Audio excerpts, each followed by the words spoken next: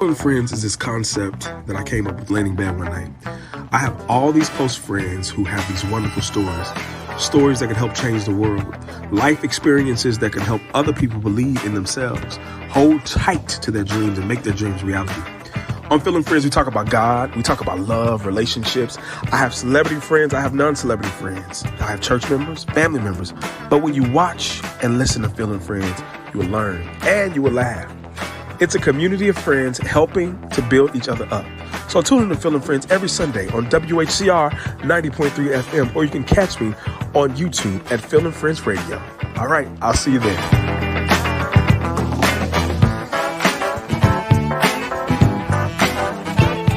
WHCR 90.3 FM, the voice of Harlem. What's up, everybody? It's me, Phil, and I'm so happy to be back live on air or recorded on air for you, my friends who are listening every Sunday from 2 to 4 p.m. right here. And if you're watching on YouTube, thank you so much for your support. I've got a great guest today. I've got my really good friend, Fonda Whitehead. She is the founder of I Believe in Her, and she has two other companies that she runs. She is a baller shot caller. She has always been an inspiration to me. So without further ado, I'm going to introduce my friend, Fonda Whitehead, to the Feeling Friends show. Hey, Fonda. Hello, how you doing, Phil? Good to be on your show, finally. I know, finally. She's been here several times in New York, and I said, come on to the station, but she always does her flights a different time. Just to let you guys know, if you're watching at home, there's a slight lag because there's a storm here in New York, but we're going to keep going and talking. We're not going to let the devil stop our show. Nope. Because we get two power players for the Lord. That's what they like to do. Amen. Fonda, how you doing? I'm doing good. Good. So tell the people who you are and where you're from and what you're doing with your life right now. Okay. My name is Fonda Whitehead. I am originally from Georgia, spent most of my time in LA. That's where I met Phil.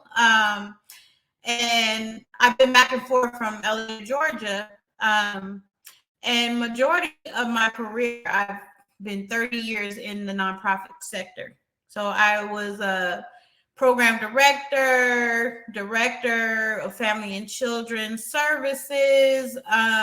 You name it, I've done everything in it. But my most recent would be fundraising. I did about 17 years of fundraising, which became my love and joy. Getting money for the people, doing a little bit more than just serving, but being able to make sure things come together. So I have about 30 years in the nonprofit sector. And I recently have, my mom passed away several years ago, almost 3. It'll be 3 in September. And we had a business together for about 10 years. And she actually was the one who was running it. I was the CEO president, but she's the one who was doing everything under the sun. And business, and until she passed away, first to learn business. So now I can say that I'm an entrepreneur, business owner, and from that business, which is called Nail and Nail Transportation Inc., I invested in another business where I found a space and I started renting that out for as a venue for different occasions. And I have a nonprofit organization that I started about 7 years ago. And I can talk about that a little bit more, but it's for young girls, pairing them up with women to help them navigate through their future, their life, their journey, where they're going to end up being a mentor to them and just guiding them, because us as women, we need to know what other women are doing to be successful. Absolutely. Absolutely. You have I love when Fonda and I work together at an organization. And I love when Fonda came because you were at the tail end of my experience at that organization, but you were always empowering. And what I liked about you is you're an educated Black woman. And that was the experience for me, being around educated Black people. When I got to LA, they looked at us like, oh, you're Black. Like, you're not going to be. That was our experience, but Fonda and I knew better, and other people who worked in our department knew, like, hold on now, we come from a different brand. But I want to talk to you about your upbringing. And you mentioned your mom, Miss Geneva, and I got a chance to meet her once. and she was an amazing lady. And she was not only ran your company, she ran a major organization as well. Right. Let's talk about your upbringing and Miss Geneva and how that affected where you are today as a Black woman in leadership and executive leadership. So I look at my mom is hands down my hero. Now, you know it. When you're a teenager, you don't think that about your mom or your parents. You're just like, oh, they're, getting on my nerves. But when I look back, my mom has hands down been my hero.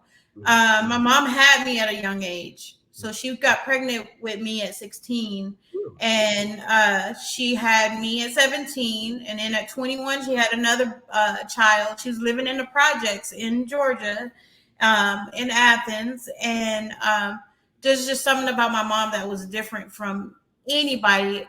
She would always challenge the status quo. And so she decided that she did not want to live in the projects anymore. She left me and my brother with her with his father's grandma, and she said, I have to make a better life myself. It happened, and she struggled. We were a part of that struggle on food stamps, just trying to make it. And so she made her way into Bank of America and became one of the top ranks in Bank of America. And she was with Bank of America for about 45 years before she passed away. That's a long time. I didn't know she was there for 45 years. Yes. But I've seen her go from, not eating and letting us eat, to becoming this successful woman who has houses in Georgia and all throughout LA, and just became this professional businesswoman. So I kind of saw that journey that she went through. And so my upbringing was tough.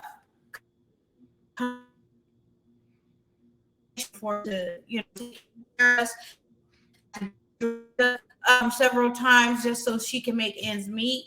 Mm-hmm. But I also seen how hard my mom fought to fight as a Black woman, just to stay alive, to fight poverty and to try and better herself. And she did a damn good job at it. And she did a very great job at raising you and your brother. Thank you. And in a diverse fashion as well. I wasn't born, I've been around all kinds of religions. Right.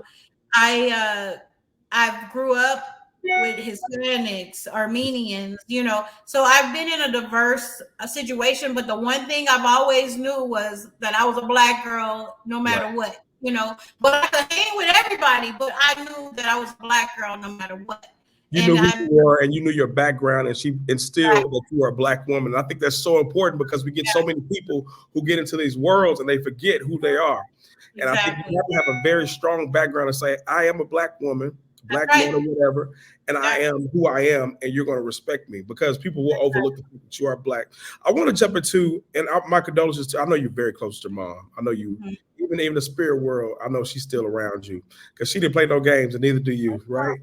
I want to talk about, you have a daughter as well. What is the importance of you, like you saw your mom, what's the importance of Black women showing their daughters? Because Fonda, we live in a world, and we can talk about this. You're in the entertainment world as well. You have these, and I'm not going to call their names, it is a world where it's not, we've always had that in our society, but now it's because of the streaming service is so inundated in our society. How do we tell Black women, hey, we need you to separate yourselves. You need to get educated. You don't need to be out here being the bottom of the barrel, but you are an example, because when the Black woman goes, so does the family. Right. That's been our whole, Black women have been the glue to our communities for the past 500 years. Mm-hmm. And now that that's going, it's almost like they're dismantling the Black community. Could you talk more about that? Yeah. Well, one thing my mom always taught me was the word can't was not in our vocabulary. Mm-hmm. Now, I got smacked for a lot of stuff. But if I said I can't do it, my mom was smacked. She'd be like, what do you mean? That can't even, that's not even a word. It's not even a dictionary, And that right there, I didn't understand when I was young, but I understood when I got older. That if somebody tell you no is not a final answer, right. And instilling that in me, my mom instilled that in me, which made me a very independent person to take care of myself. Yes. But I could also take that to my daughter, you know. And my daughter, she was blessed because she had my mom and myself at the same time. Mm-hmm. And I remember my mom saying, you know, she's gonna get her license as soon as she turned 15. You know, as soon as she's gonna get her learner, she's gonna. And I was like, well, Mom, don't be so hard. No, she's gonna do it. It turns out, you know, my mom passed away when I was a senior in high school. Right? I had to leave and go to Georgia.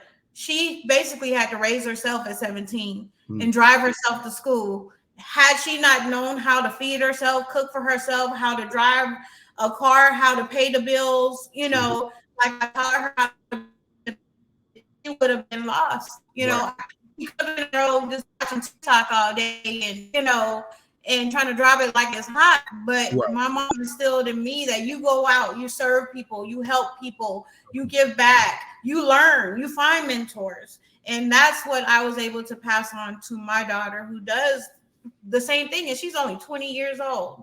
And she's doing very well. Listen, your daughter, she's met so many celebrities in her life before anybody else. Yes. And I'm like, she can call them on the phone. Yeah. Right. Yeah. Her dad did an excellent job in raising her. What do you say to those women? So it's very important. So, you know, women have to bring back that role of you have to be strong, especially in this society, because they will overlook you. If you don't speak up there, and I'll never forget, you working at the organization and we worked, it was almost like we helped a lot of Black people. The Black people were homeless. They were using drugs. And so I almost felt like they thought we were the same kind of, you know, and there's nothing wrong with that. But they will look at you like you are nothing. And you have to let them know, no, we are educated. You went to one of the top schools in California. And so let's not get into that. But that's but what do you say to those women who are trying to break the glass ceiling? And they're like, listen, I just can't get through this racism. I can't get through this torment of being a woman. What do you say to those women who are trying to be an executive like you're trying to push them? First of all, you gotta know who you are, right? And you don't know that until you found God. And I have to say that. You don't know who you are until you found God. Because you think you know. We have our egos say, oh, girl, I'm doing this, I do that. You're not doing it. Whatever you're doing that's successful, it comes from God. Right? So that's the first thing that you got to know. Second thing is you got to be around people who you strive to be alike or want to learn from, right? So that's why mentorship is a huge thing in my vocabulary. Like mentor, find somebody, help somebody out, give them a hand, lift them up, show them the knowledge that you. A lot of Black people, I hate to say it because it's how we are. We learn something we don't want to show nobody. That's a part of gatekeeping, and we can't gatekeep in our community. Yeah. But just what you share, you're gonna build up someone else, and they're gonna build somebody else, and that's how we grow. And if we just stunt the growth, we're not gonna grow. It's just gonna stay stagnant. Right. And so I say you need to always first of all, find God, find out who you, and really find God. Don't just say, oh, I believe in God, but study and find God and look inside of yourself to see who you really are. And then second of all, be around people who are going to uplift you and who are going to take you to the next level. I didn't know how to get to the next level until I found a few friends, a few women who say, hey, you've been stuck here for 20 years. It's time to go to the next level. Absolutely. Right. So absolutely. It says, seek ye first the kingdom of God and his righteousness, and all these things will be added unto you. And I think that your life shows that. Let's talk about that. You said somebody told you you've been stuck here for too long, moving on. Let's talk about the importance of seasons, because seasons are very important. You got to know, and I'm very good at this, about when it's over, and it's time to move on. What does that mean? What would you talk about seasons, and how would you tell somebody to move forward? You know, I meant, and this gives me chills because this particular situation that I'm talking about, moving to the next level, I was at an organization for 20 years where I was the poster child. You know, they sent you off to college. She's back. She's running programs. She's raising money. She's that. But when I wanted to be the executive director, it was like, oh, well, you're good, but you're not that good. Right. You know, But you're constantly telling me, oh, you're the next executive director, you know, and that's that black, you know, but you're a black woman. So Right. you're not gonna really make it. We're just gonna tell you what you want to hear. Right. And so that bothered me because I felt like I gave all my time, my effort. Mm-hmm. But in the midst of stuff, God prepared me, right? Mm-hmm. I knew everybody in the neighborhood. I knew every mayor, every council person, every in the neighborhood. And it was because of my personality, who I was, and you know how I connected with people. And I didn't think anything of it. Most people say, "Oh, I know all these people. I got pull, I got connections." But in my head, it was just like, these are my friends, you know. Right. Yeah. And so in that process, where I went out for a position, didn't get it. Actually, they pulled it off the market because they didn't want me to try and go for it. Then they brought it back and made somebody else the interim director, you know. And so that really bothered me. I talked to my mom. I was like, I'm moving, I'm leaving. She's like, you don't give up. You stay put. You show them, right? So I went back to school, and that's where I found myself. I was like, I really got to know who I was. My focus wasn't on how they were doing me wrong, but my focus was on learning about who I was and being educated, right? So I did that. Then I went back to school because the feeling was just so good. And I wasn't doing none of this calculated so I can make money, which most people do. They go back to school because they want to make more money. In my head, it was just like Fonda trying to find me.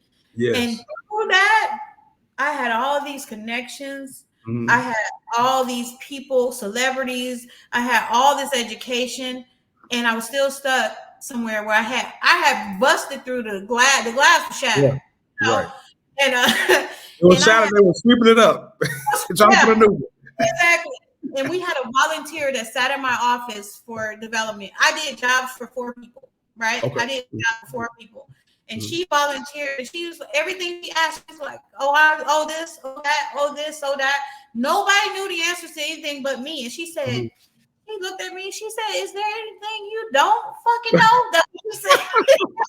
She said, oh my God, you run this organ. This is you cannot be here. She's like, it's my goal to get you out of here. Yes. Then I ended up going to a fellowship.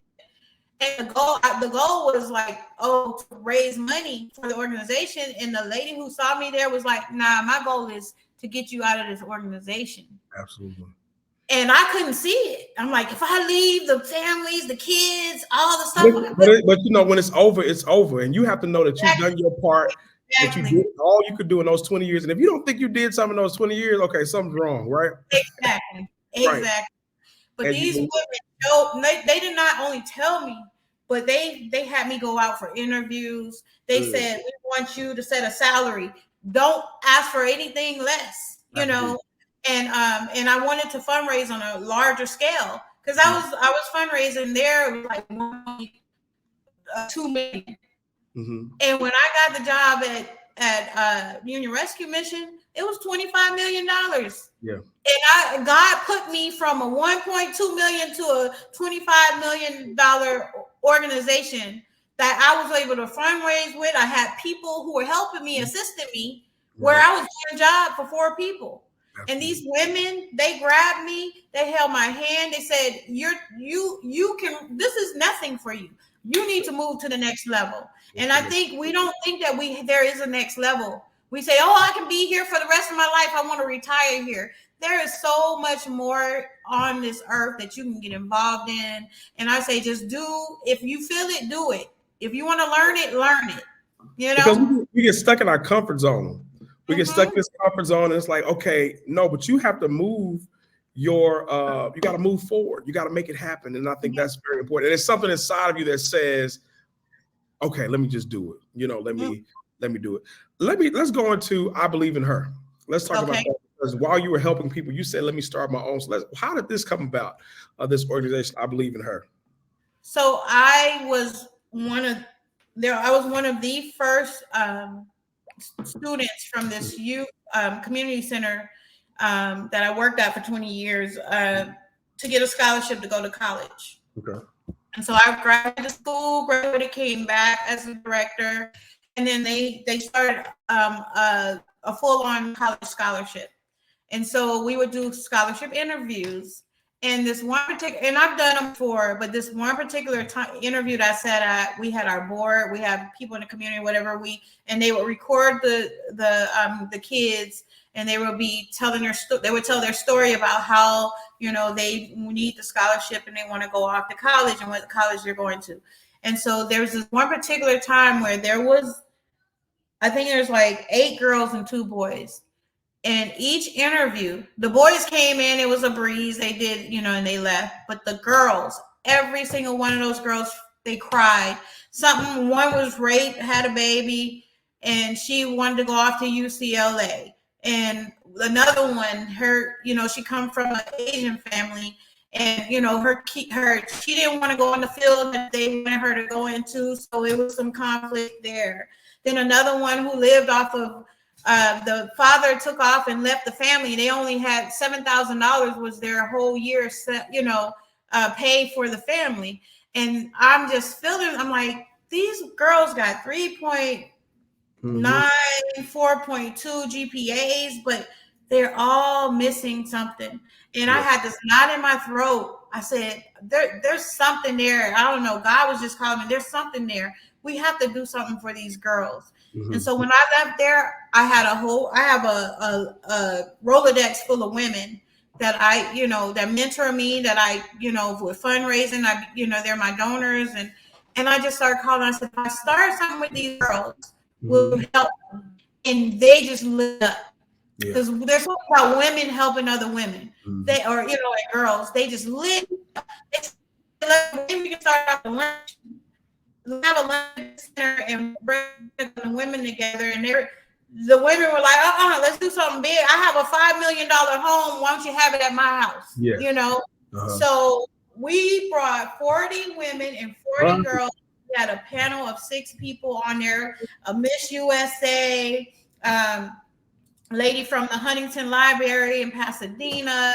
Like, we had a sergeant. We had all of these different producers on this panel, and each one of those women who were in these careers, the one came from alcoholic family, the other one's mom was, so it shows no matter who you are, whether you got money or not, you are a woman and you go through a lot. And there was not a dry eye in that room. And these women went and we had different sessions and stuff that the girls would go to with the women, and the women said, how do we do this? Because I don't want to stop doing this anymore. I want to continue to do this. So I have like 160 women on my list, and I have about 25 women that I can call up and say, hey, we're going to do I Believe in Her. And they're on board.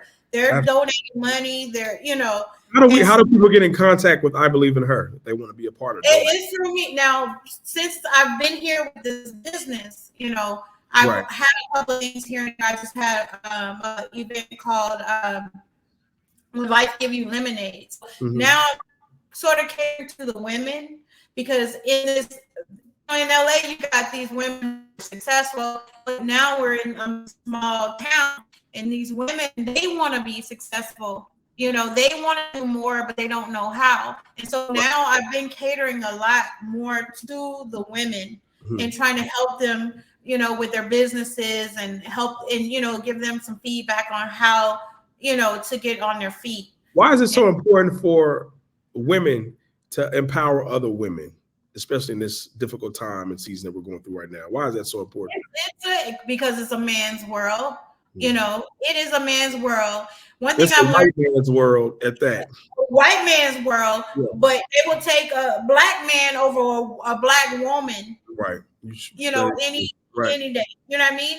Yeah. And I love everybody. I don't have nothing to with anybody's race, color, or whatever. But the truth is the truth too. At the end of the day, the truth is that we need each other to move forward. Absolutely. We have to have each other to move forward. I could not be where I'm at now if I did not have a woman who grabbed my hand and said, okay, I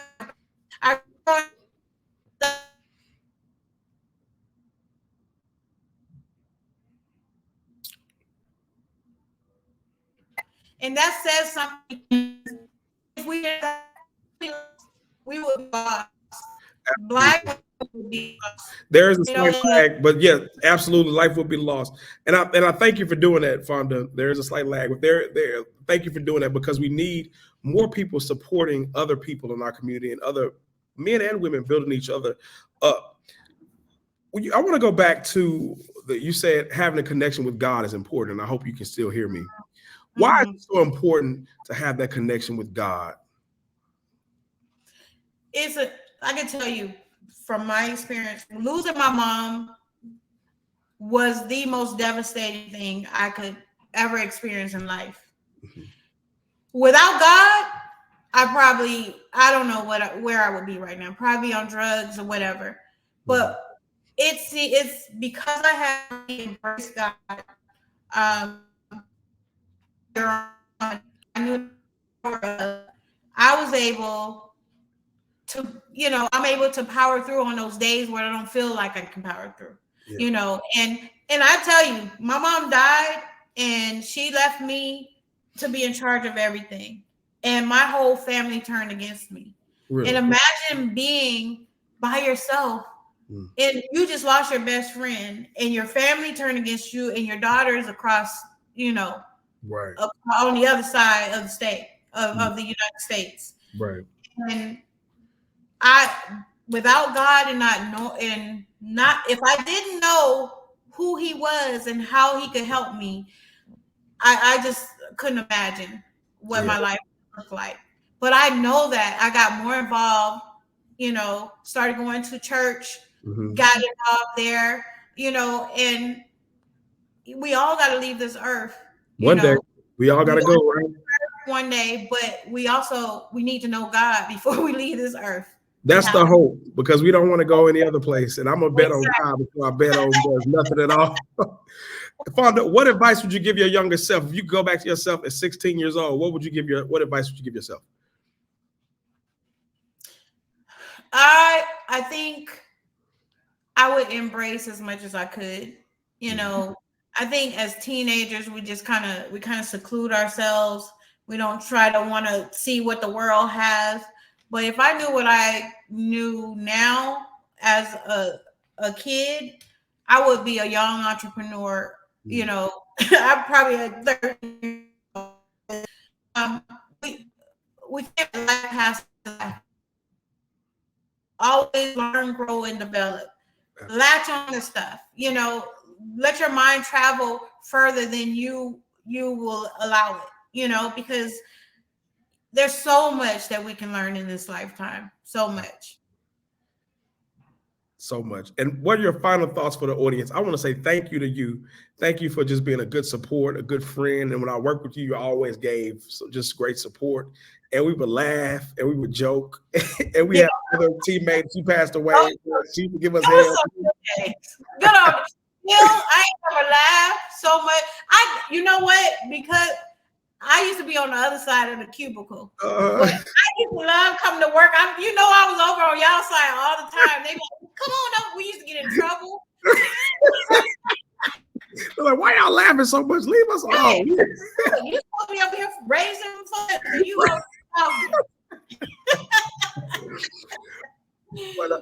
but yeah, I want you to leave our audience with that final thought again about what just a final thought, okay? And I'm gonna go off screen. Final thought. If somebody gives you knowledge, make sure you pass it on. If someone gives something to you, make sure you turn around and give it to somebody else. That's what makes the world go round.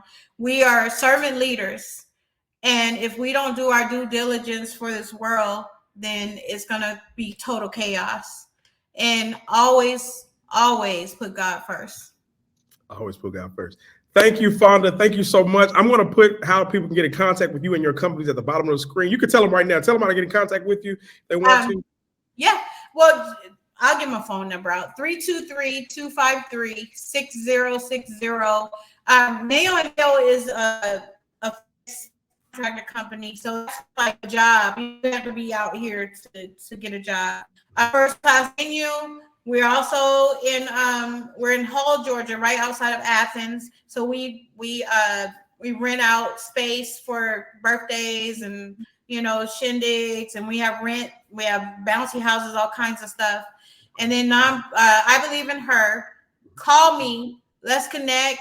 I'm always willing to put something together. I'm always willing to be a mentor or pair a girl or a woman up with somebody who wants to do what they envision doing.